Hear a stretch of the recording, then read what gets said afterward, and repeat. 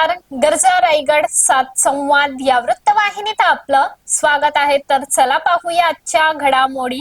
पेण कोळीवाड्यात भाजपला वाढता प्रतिसाद. प्रभाग क्रमांक 7चा प्रचार दौरा पेण कोळीवाड्यात आई एकविरेच्या मंदिरात नारळ वाढून सुरुवात करण्यात आली.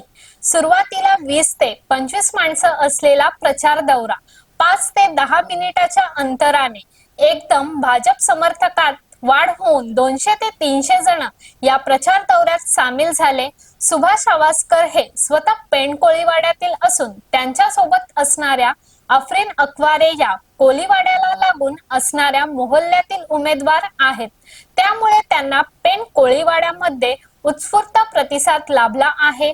त्यामुळे सुभाष आवासकर आणि अफरीन अकवारे या मोठ्या मताधिक्याने विजयी होतील. तर नगराध्यक्ष पदाच्या उमेदवार प्रीतम पाटील यांना चांगला मताधिक्य मिळेल.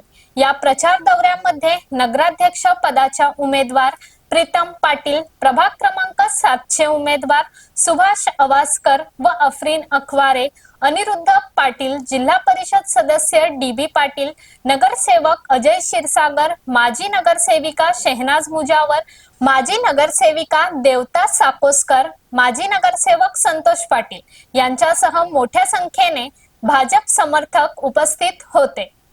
तर अशाच अनेक ताज्या घडामोडी पाहण्यासाठी गरजा रायगड सात संवाद या वृत्तवाहिनीला सबस्क्राइब करून बेल आयकॉन वरती क्लिक करा. धन्यवाद.